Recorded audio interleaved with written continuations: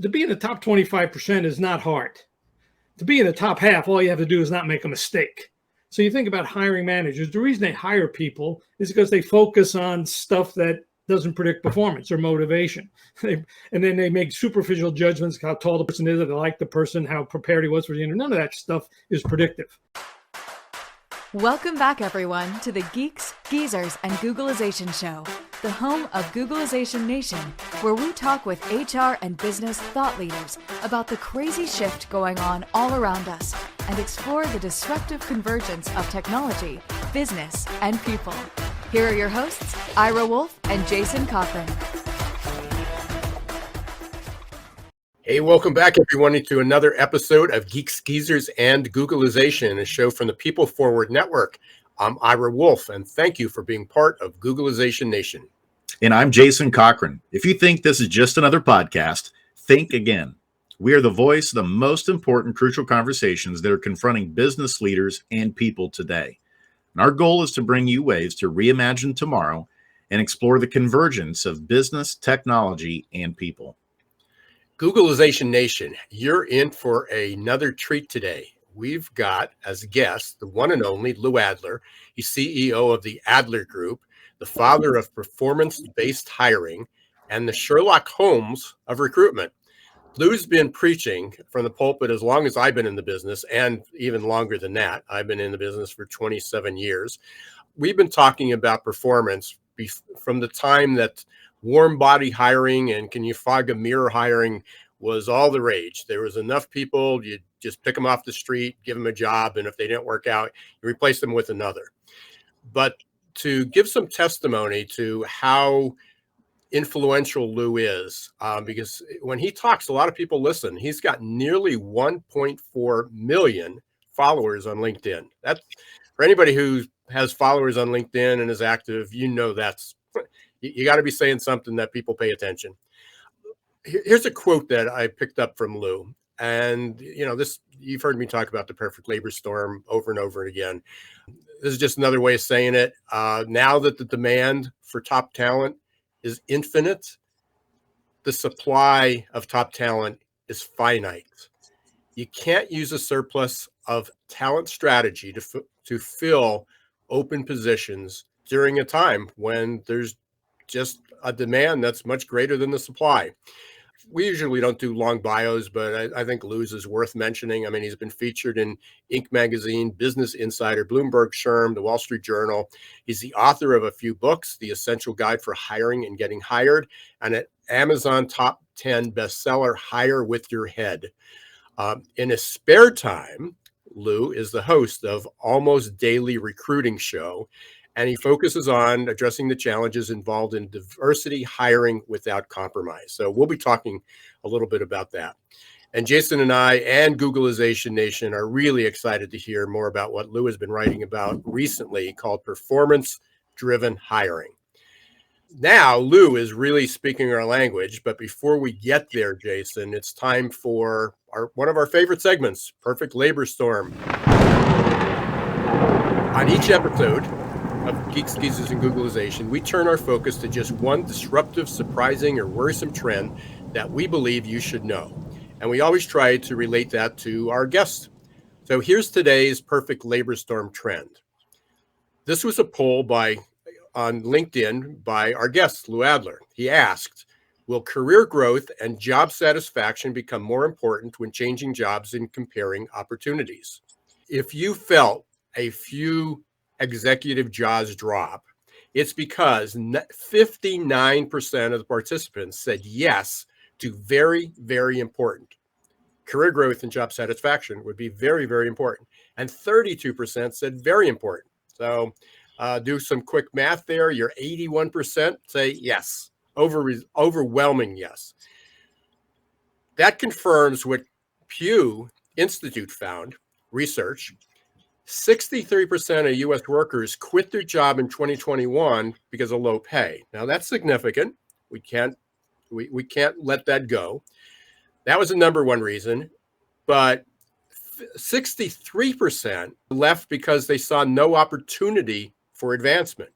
57% felt disrespected at work. So we hear a lot about flexibility in the news. 45% quit because they wanted to choose when to work. I thought this was interesting because we hear a lot of buzz about quiet quitting. This was way down the list, and I know employers like to blame the employees for having a lackadaisical attitude and not having that good work ethic. But way down the list, people quit because they were working too many hours, which sort of throws that argument out a bit for many people. But even 18% quit because employers required a COVID vaccine. So there are some people that will find a lot of excuses, a lot of reasons to leave. But top of the list is going to be what we're talking about today.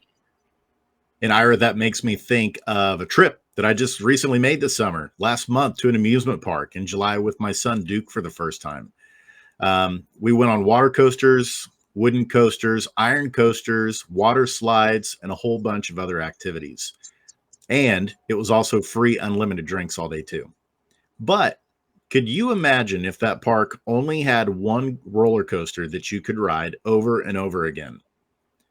Aside from probably us getting sick, it would also get really monotonous after just a few cycles through.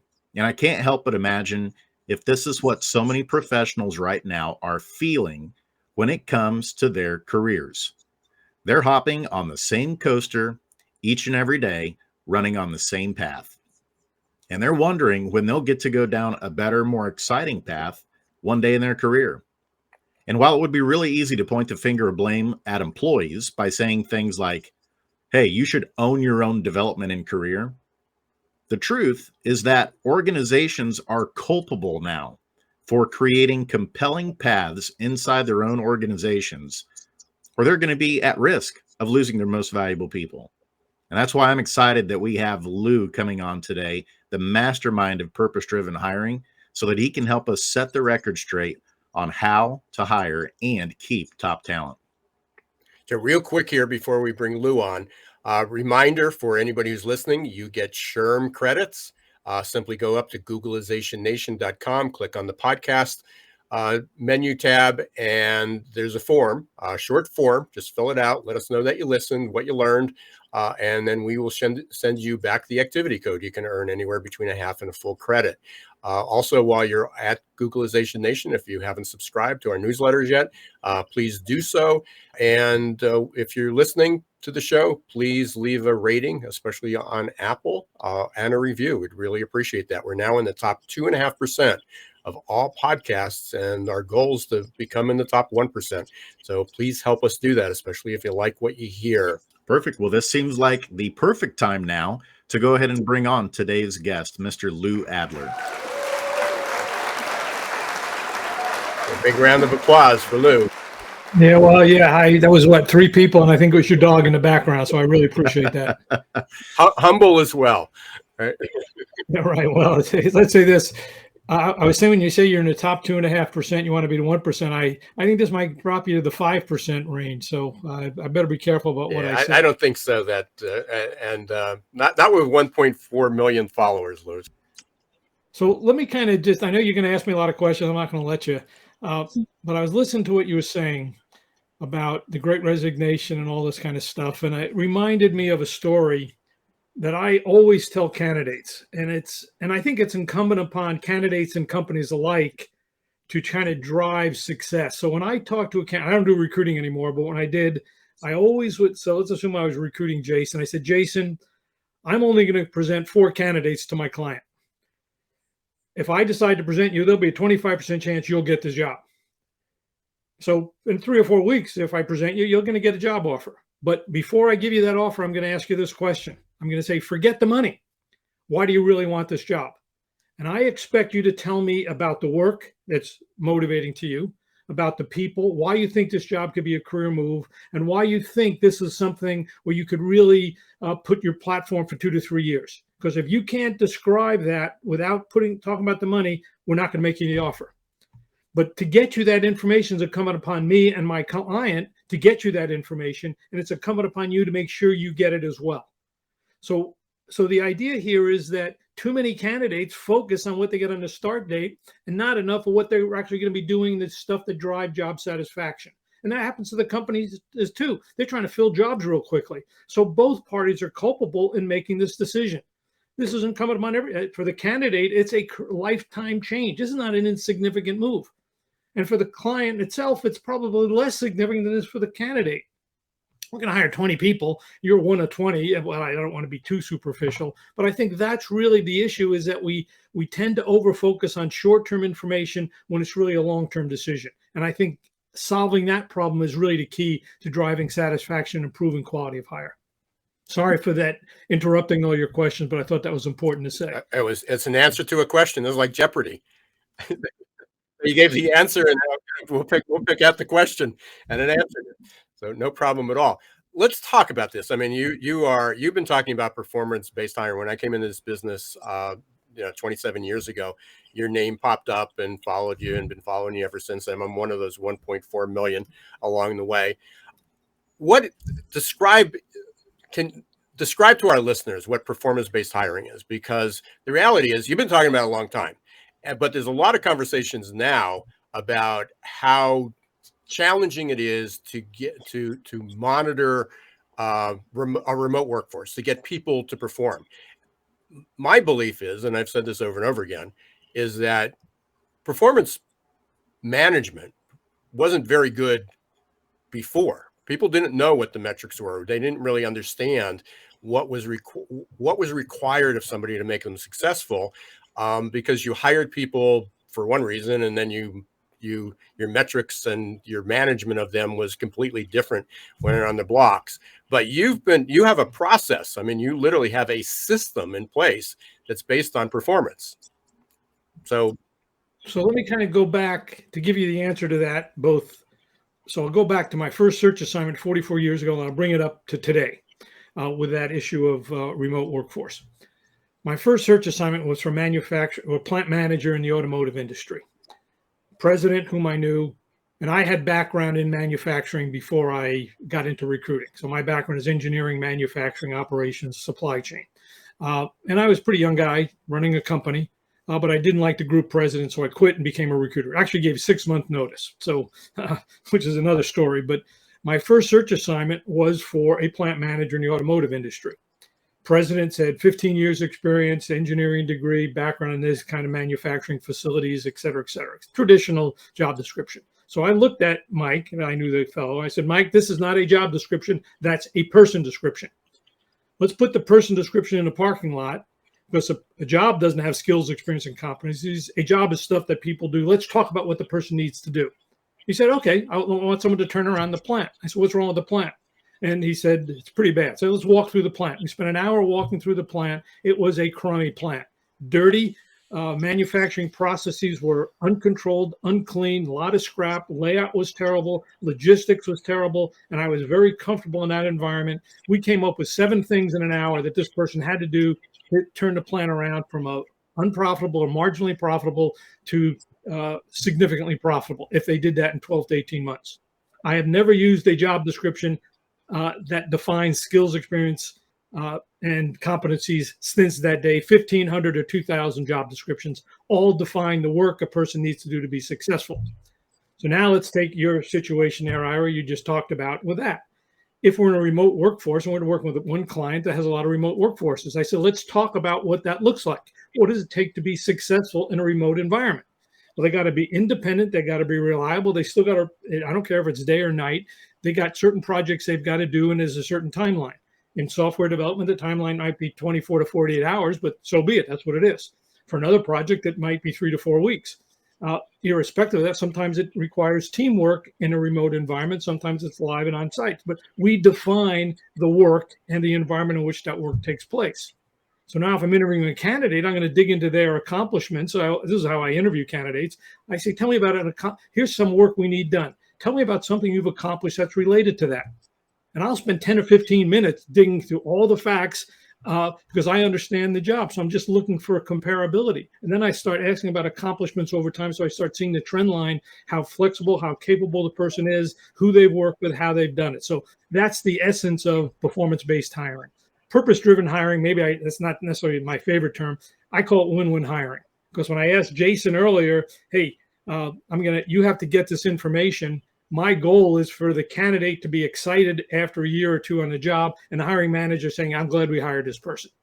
That is a hard objective to achieve, but by defining performance in the environment in which it takes place, it's possible. And Lou, are there some consistent predictors of success when hiring someone? Well, let's say this. I wrote this, and I'm going to say it was a bit of a glib argument, Jason. I said, to be in the top 25% is not hard. To be in the top half, all you have to do is not make a mistake. So you think about hiring managers. The reason they hire people is because they focus on stuff that doesn't predict performance or motivation. And then they make superficial judgments, how tall the person is, if they like the person, how prepared he was for the interview. None of that stuff is predictive. So if you don't make a hiring mistake, the candidate's going to be in the top half. From a candidate standpoint, same thing. Don't make a hiring mistake. Don't overvalue what you get on the start date. Really focus on the work. And if the company doesn't tell you about the work, ask. Say, can you tell me a little bit about, Ira, can you tell me a little bit about what this job's all about and some of the challenges you face? I'd like to give you some examples of work I've done that's most related. So now you've got both sides focusing on the work itself. And the work itself is clearly motivation to excel is put you in the, I'm going to say that actually puts you in the top 25%. But I basically say, if you're a good person, all you have to do is be competent. You have to be reliable, getting your stuff done on time, on budget. You have to be productive. You got to get enough work done to say, hey, you're in the top half. And you got to be motivated to do that. And you got to be a good teammate. So those are the four characters: competent, reliable, productive, and a good teammate. That gets you in the top half. But you can't make a mistake on any of those factors. If you're good at any one of those factors, you'll be in the top quartile. Now, that's a bit glib comment, but the reality is probably pretty true. And you look at the Great Resignation, it's probably two of those are gone because candidates are all focused on the money. None of those four focus on the money, and yet everybody focuses on the money and filling jobs quickly. No, it's about the work you're going to do, and do you want to do that work? So, Jason, your answer is, are there factors that predict it? Yes, those factors that predict the work, not what you get on the start date. And people always overvalue what they get on the start date, not about the work they're doing. So, Lou, as an employer, what can you do? So you've identified, and I'm going to assume that most people are going to agree that those four factors are the important ones, or they should at least listen to you, as they are. What can they do? I mean, how do they find those? What's the process? How do they identify people who have those skills? What's the process? Well, there's two questions there. So to me, the first question is, I'm working with I don't do any recruiting, but I help companies implement performance-based hiring, and my team does. So I'm working with one mid-sized company right now. The president's a woman, great lady. She said, how do I implement performance-based hiring? I said, the key is don't let job descriptions that don't accept an open recs or job descriptions that list skills, experience, and competencies. They'll set you up. Make sure that the hiring manager, to justify that position, defines the work a person needs to do as 5 or 6 KPOs. KPOs, key performance objectives, define the task, the action verb, the work that needs to be done, and the environment in which it takes place. As long as they do that, you're in the game.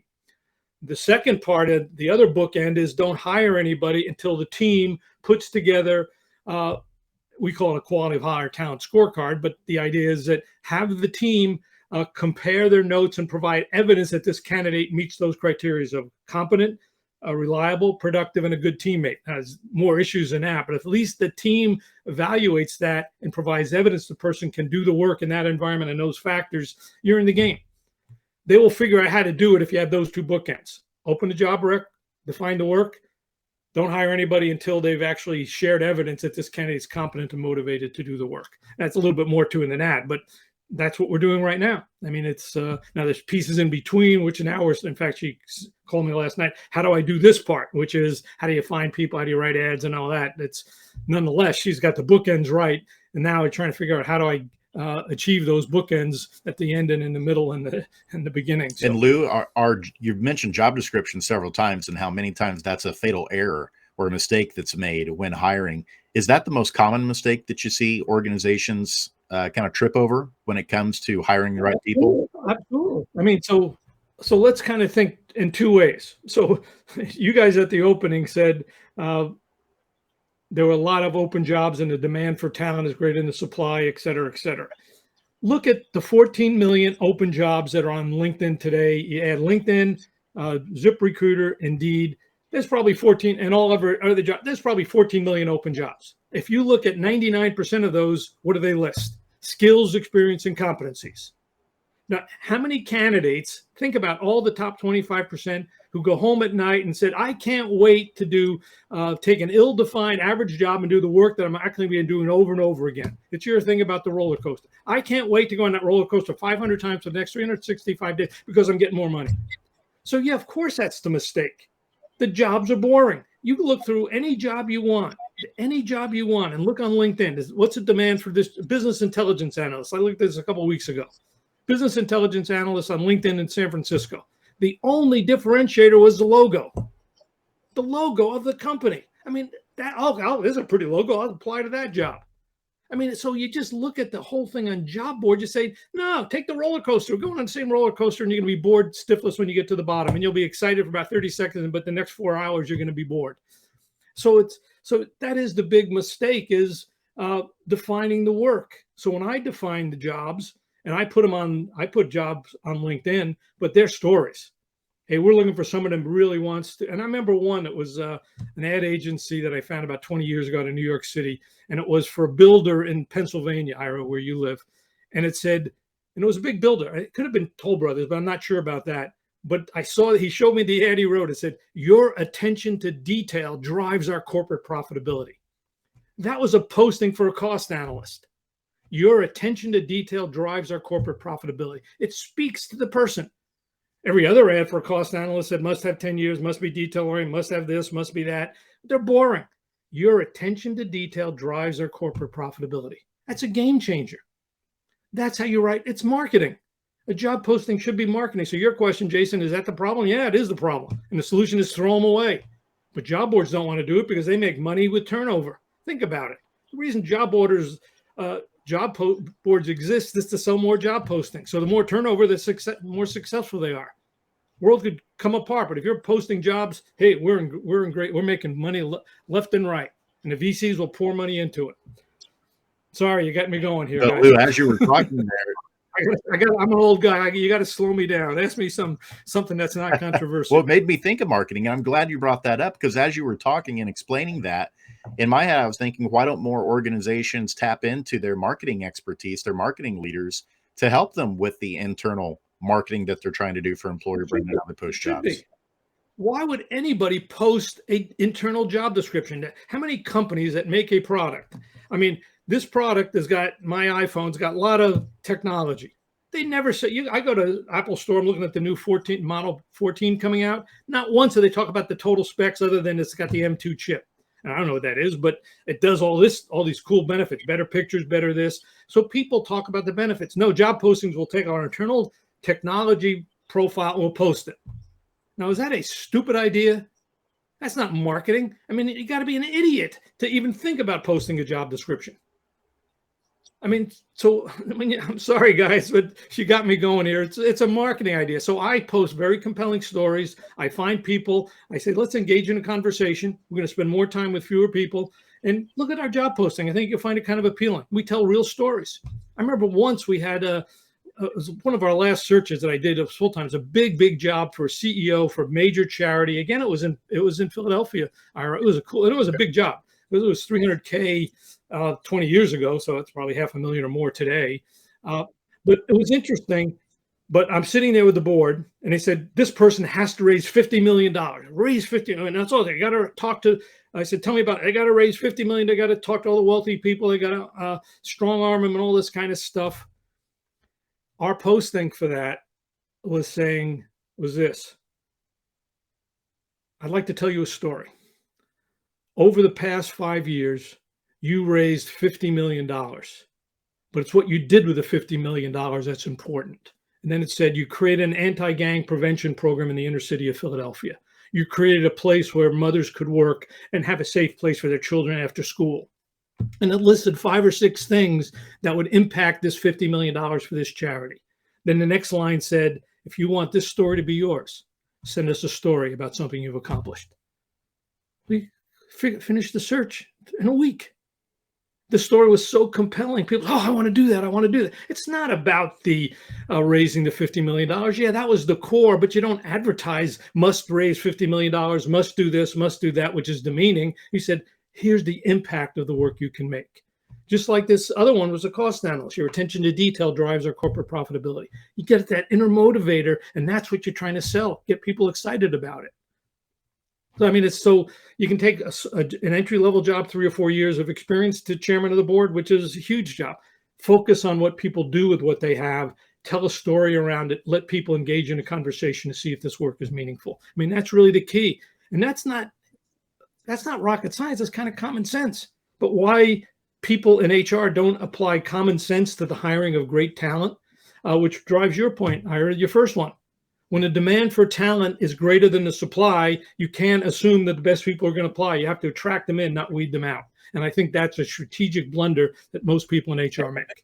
And that was your point, Lou. So I was quoting you on that. So, in the background, for those that are watching, but if you're listening, my background is about recruiting in the age of globalization. So I wrote the first half of the book, and it was all about the future of work, what it was going to look like. And then 2020 happened, and it was like, hey, I was pretty smart. All this stuff happened. But when I wrote it, it was like, I need to put it in context of something. I just don't want to talk about the future. So I put it in context about what recruiting was going to look like in the future. And but I don't recruit and I don't staff. I mean, you at least had a background in recruiting. I mean, I've recruited for my own company and staffed for my own company, but that was about it. I don't do it for other companies. But I market. I'm a content creator, and I understand the process of marketing. And so the second half of the book was all about recruitment marketing. But when I was out there at a lot of the HR and the SHRM meetings, and you bring this up, and so I said, you need to go to marketing and help marketing craft the story. The job posting is a story about your job. It's not, like you said, it's not the job description. They go, but marketing, we don't get along with marketing. Okay, well, then go to the CEO and says, hey, marketing's not getting along with us. We need help. So we can either go outside and hire an agency, or we can use the marketing department to help us. But just because they don't respond to HR that's a poor excuse. So we're saying the same thing, and it's just amazing. We need to take a real short break here. I'll give us a chance to collect our thoughts. Give you a chance to catch your breath, Lou. We will be back in about 1 minute, but thank you for listening to Geeks, Geezers, and Googlization. We got Lou Adler, the Sherlock Holmes of recruitment. And make sure you ask me what that means. Yeah, we will. Well, that's a good question. That'll be a good. So stay tuned, and we're going to find out what the Sherlock Holmes of recruitment means.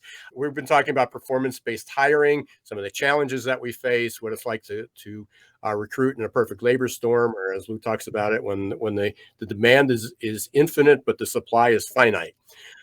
Stay tuned, everybody. We'll be right back. For most of us, change is freaking terrifying, and unfortunately, there's no app to adapt. That might change in the not-so-distant future. But for now, we're on our own. That means we can either accept our default future or reimagine our tomorrow. For those of you who choose default, good luck. Just remember, there's no pause button for change. You can't turn back the clock. And there's no get out of jail free card in this age of perpetual uncertainty. Like it or not, change will happen all around us. And that change is not becoming just more disruptive and frequent, but volatile, uncertain, complex, and ambiguous, or VUCA.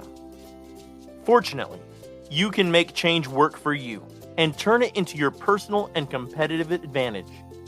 Reimagine your future to one in which you're living with purpose, you're happy, and you're growing, thriving, and flourishing. If you're ready to rewrite your next life chapter and regain control of your destiny in this never normal world, your journey starts here. Contact the leader in adaptability and making change work for you, your team, and your organization. Ira S. Wolf, adaptability.expert. Hey, welcome back, everybody, to Geeks, Geezers, and Googlization. If you're interested in learning more about AQ Plus, developing a growth mindset, go to aqplusmindset.com. And if you use the code VIP67, we're offering an introductory discount. and you go up with a 30-day coaching program to develop a growth mindset. If you're interested in learning a little bit more about your company, just reach out to myself or Jason, and we'll be happy to guide you there.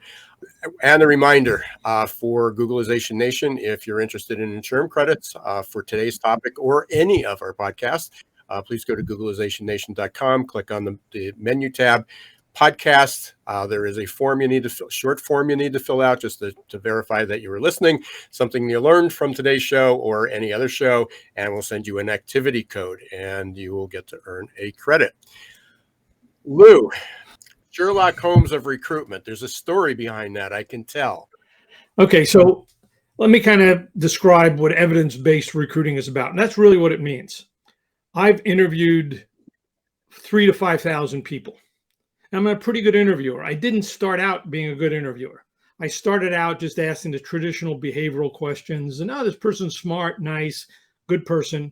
But then I was forced to, that wasn't forced. I had an opportunity to take on a huge client, but I had to give a 1-year guarantee. And that meant I really had to understand everything about not only the candidate's capability, but also how they would perform on the job. And the candidate had to stay. So it was any reason. If the candidate left any reason, I had to do the search over, give the money back. I didn't want to do that. So I became a very good interviewer, but not because I became a better psychologist. I started thinking like Sherlock Holmes. There's people who candidates work with have already recognized this person's competency. So let me give you a story. This was a search I had many, many, many years ago. It was a big client, a medical device product company. There was a cost manager search. A person would report to the controller of the company.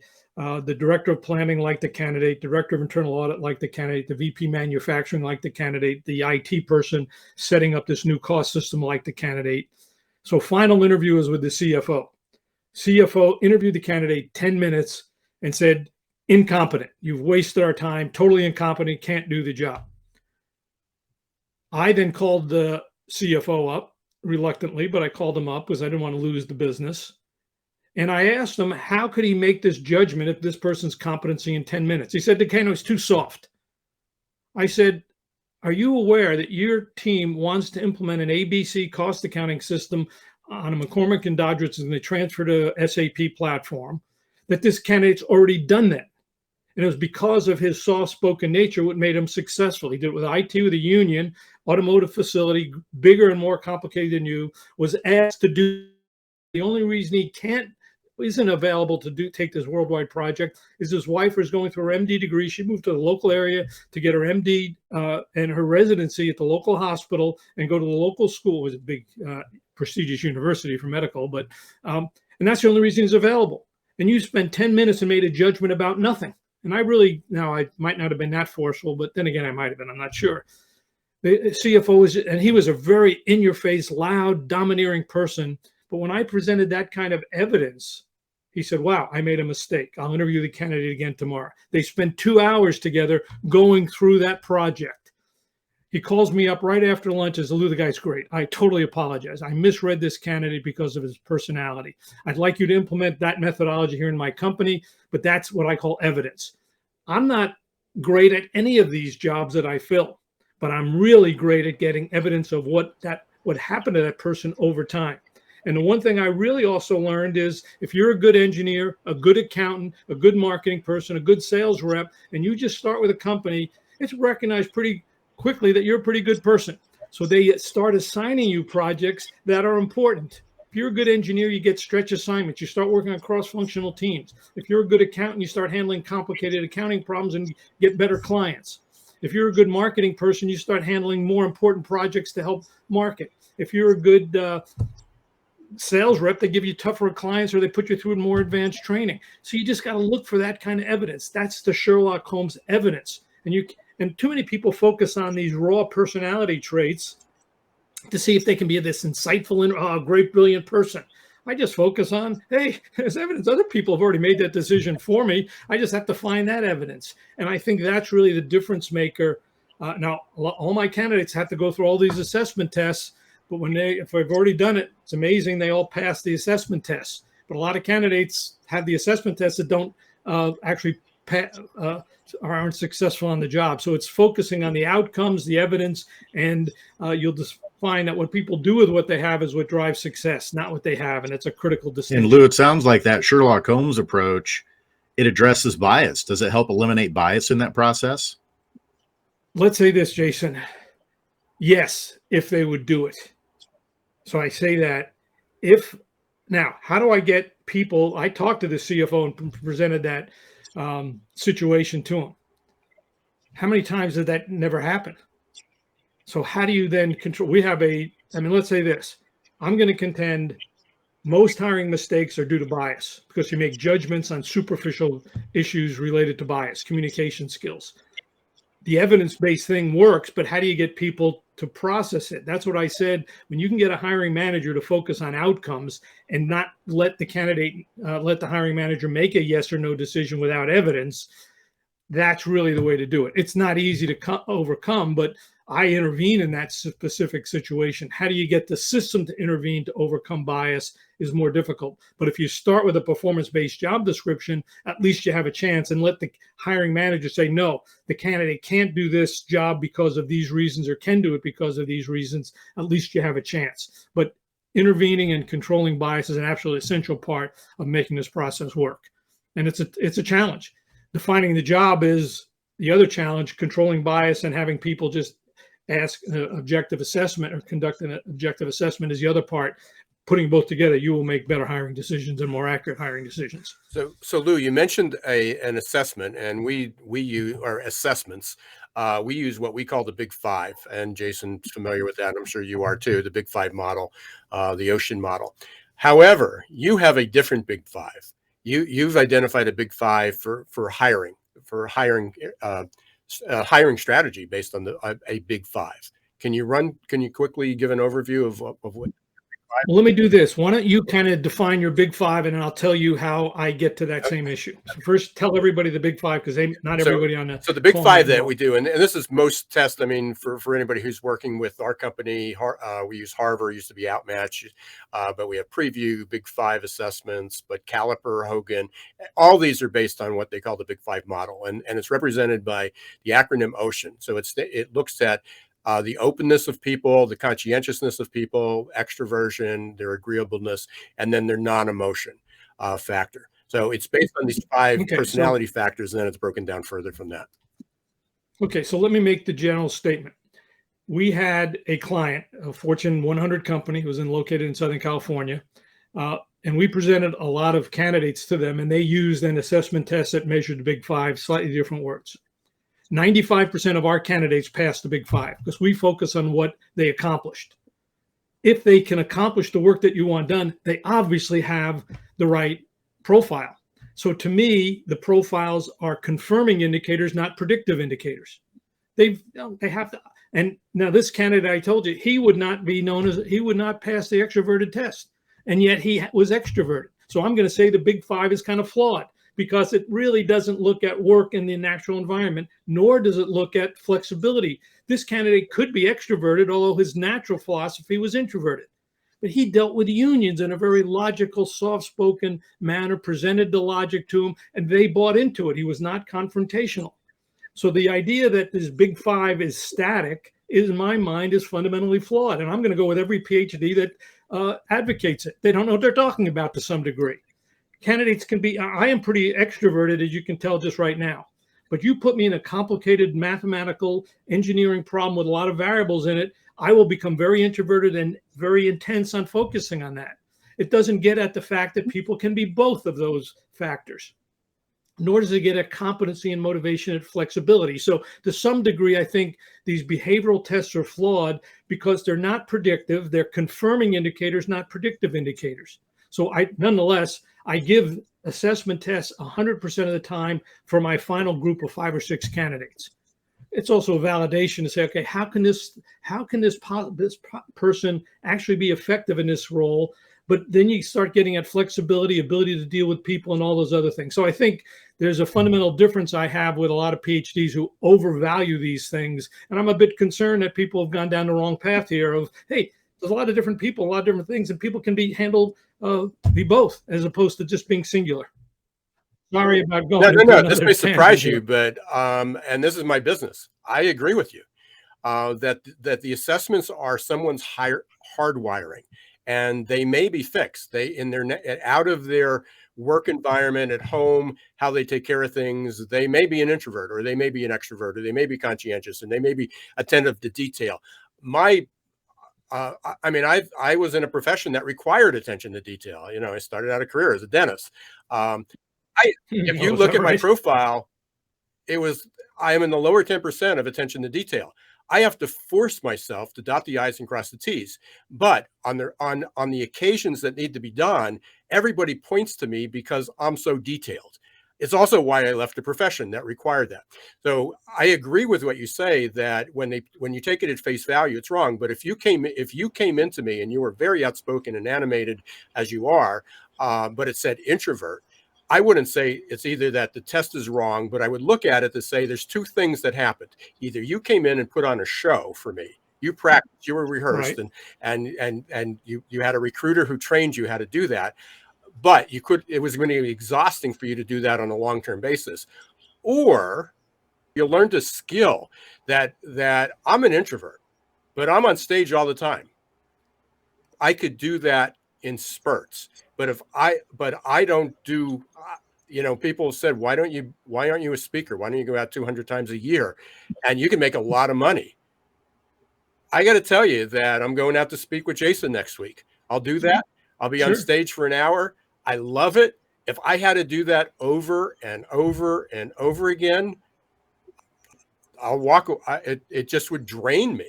So the assessments, I'll argue, I'll defend the assessments as being correct. It's how they use them. It's absolutely. Yeah, that's what I say. And I actually remember, and this is probably in 1980, somebody gave me some assessment test and said, "You're not very detail oriented." That's what they said. And I said, and I knew that they were wrong then, because reality is I preferred to be extroverted. I preferred to go to parties. I preferred to do this, but I'm actually better at I was an engineer. You can be attentive to detail and be an extrovert. I actually enjoyed. My first job at 22 years old was when to blow up a nuclear missile when it was off course, and I really enjoyed getting into the detail. I was actually better at that than going to parties and being extroverted. So the point being, so I always had a problem with PhDs seeing it because they don't see the big picture. The big picture is this person going to be happy and competent and motivated to do the work you want done. The assessment is a subset of that. Being great at assessments doesn't mean you're great at hiring. And I think it's understanding the whole hiring process that's critical. Absolutely. And unfortunately, now that we just got you really wound up, we're going to absolutely have to have you back, Lou. We're really services. Happy to do it. Yeah, but I need about 2 weeks to calm down, and I got to go into data analysis. So will our listeners. They're gonna be. This is gonna be one of those. They're gonna be exhausted after listening to this. Jason, we always close with one of our favorite parts of the section. Get to know a little bit more about Lou. I think we know a lot about Lou already, but we're gonna do our lightning round. So, Jason, I'll turn it over to you. Yep, here we go. All right, Lou. So now we're going to bring it down just a few notches, or maybe we'll take it even beyond the 10. We'll see what happens here. Well, I don't know. I think it's going to be real slow now. Well, our lightning round, we're just going to ask you a few questions to get to know you better on a personal level. And so let's start here. Well, let's see. We'll see if they work. Let's see. Let's take you back to high school. What's something that your high school classmates would be surprised to see about you now? That I was the funniest guy in the class. Well, no, they probably would have said, that's what they would have said then. They probably would have said, boy, you're real frank and outspoken, aren't you? They'd say, you're still a frank and outspoken. So I guess that's what they would say. I still actually keep in touch with some of the high school friends that are remaining. So I don't know. Is that the answer to the question? I don't know what the question was anymore. I love it. Absolutely. And I'll segue into thinking about vacation. Where's a favorite vacation destination for you? Well, we've been around the world a lot, but in COVID, we have an RV. So my wife and I are going out RVing next Monday, in fact, and we're going to stay 3 weeks on the road, going to Yellowstone, Glacier, Olympic National Park, and put about 4,000 miles on and take our dog with us and have a nice time in our 21-foot Class B camper. What music are you going to be listening to on the way? Well, my wife is a little bit more modern than I am. I would like to leave 60s classics, but we're probably not going to listen to anything because my wife refuses to listen. And so I don't know that we're going to have When you go in an RV, it's a little bit noisy, so you really don't listen to much. But well, one thing I am going to be listening to is the Rams are playing Buffalo on September 8th, and I said we're leaving Yellowstone, and we're going into a hotel between there and Glacier. I've got to watch that game, so that's what we're going to be doing. Awesome. And how about one of the biggest influences on your life? Well, I guess I would say as a fellow that I work with on my first assignment, he transferred me, convinced me to become a manager of financial planning. He convinced me to go to Detroit, Michigan. His name was Chuck Jacob. And we had this is actually a pretty good story if I don't tear up. He was a remarkable guy, youngest CFO for a publicly traded company ever. But at this time, he was the number 2 guy in a multi-billion-dollar automotive operation. He brought me out from California to become in Michigan, to go to Michigan as manager of capital budgeting. After about 3 or 4 days there, I had this really critical project. It was like 11 or 11:30 in the morning, and he was at the University of Michigan hiring MBA students. I knew I had an all-day project. Wasn't going to get home till 9 or 10 that night because we had to report to the CFO and president the next morning. And he at 11:30 says, "Lou, get your butt out here to the University of Michigan. I've got 16 MBA students. We got to interview this afternoon. I can't interview them all. You'll have to get out here." And I had never interviewed anybody. So I'm on an MBA. I have to interview MBAs. He said, "Chuck, I can't do it. I got this report. We've got this report. I can't get out there." He said, "Get your butt out here. We'll figure out how to do the report." Hangs up. And I get there about an hour later from Detroit to Ann Arbor. And he said, "There's nothing more important than hiring great people. Everything else can wait." He showed me how to interview candidates, which I still use some of those techniques today on closing. We interviewed 8 or 9 candidates. We took some from the morning. We had 7 out for dinner that night. We did not get back to the office till 10 o'clock at night. And we completed the report, didn't leave till 2 in the morning. Went home, showered, made a presentation to the president and the CFO of this group. The next morning, handwritten report. And the president immediately says, "Why is this report handwritten?" Chuck said, "We're out hiring MBAs. And that is nothing more important than anything else we can do." President said, "You're absolutely right. Most important lesson I ever heard. Hiring is the most important thing you can ever do. Everything else can wait." And I learned that lesson in my first management job, and it's still true today.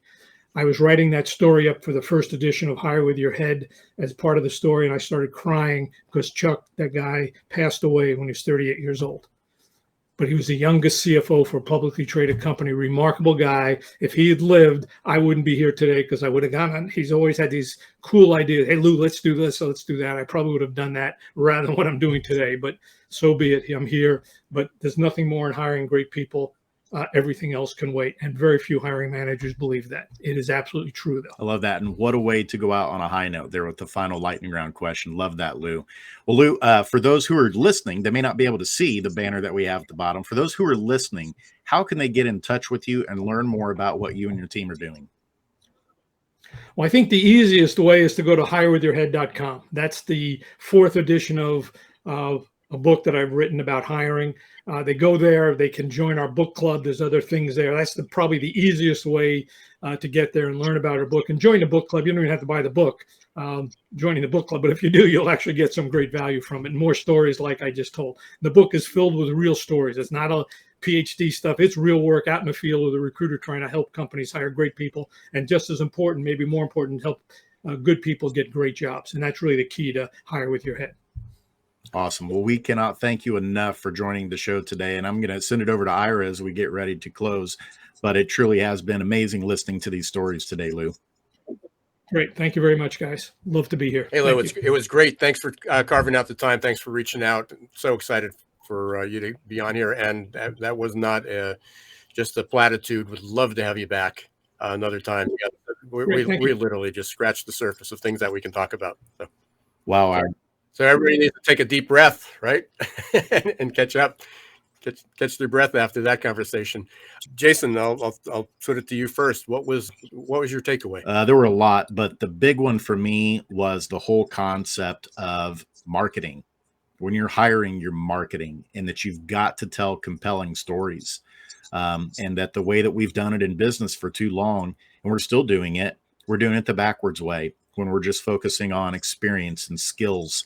and competencies, that we're missing the big picture of what we're looking for. So that was one of the big takeaways for me today. Yeah, and I'll agree with that. Obviously, I wrote a book, and talked for the last 7 years about the candidate experience. And, one of my analogies is to the job description. If you went to the IKEA store, very popular, people love going there, but imagine how successful they would have been if instead of showing the bed or the cabinet or whatever it is, they just showed you the instructions. You walk by and you see a list of instructions. They wouldn't be in business. We wouldn't be talking about IKEA or Home Depot or anywhere if all they showed you was the instructions. And that's what HR continually tends to do. Love the part about telling the story. And then the close. I mean, right up to the end. I mean, there were just so many valuable takeaways. But hiring great people is so rewarding. I mean, that's more important than anything else we do, is hiring great people. And that just gets lost. That just becomes a task when that really is the purpose of HR. It's a purpose Exactly of right. hiring management. So very valuable. I know we're coming up toward the end here. We really appreciate everybody being here. Thanks for listening to Geeks, Geezers, and Googlization. Thank you for being part of Googlization Nation. If you're not part of it yet, please go to googlizationnation.com. Subscribe. It's free. You got newsletters, and we've got a whole lot of stuff coming down the pike in the next few months. Very exciting things. So you'll be getting more opportunities to join and become active in our community. And don't forget about SHRM credits as well. If you're interested in the SHRM credits, go up to googlizationnation.com, click on podcasts, download the form. It's very, very short. Take you a minute or two to fill it out, and we will send you an activity code. Perfect. And Ira, looking forward to seeing you next week at Indiana SHRM, my friend, on Monday. And so until then, I'm Jason Cochran signing off for Geeks, Geezers, and Googlization. Sending it back over to you, Ira, for the closing line. Yeah, and I'm glad you brought that up. I will be in Indiana next week, and Jason and I will both be together. Unfortunately, we will not be together live. So next week, we will not have a live Geeks, Geezers, and Googlization, but you can go and listen to our 220 episodes. If you missed any, up on Apple, Spotify, Amazon, iHeart, wherever you listen to podcasts. So if you need a week's break to catch up on some things, but we will be back right after Labor Day with another great calendar of guests coming in and some exciting new mini podcast that will be introducing toward the later part of September. So really excited about talking about that. I'm Ira Wolf. Thank you for being part of Googlization Nation. Until next time, don't let the shift hit your plans.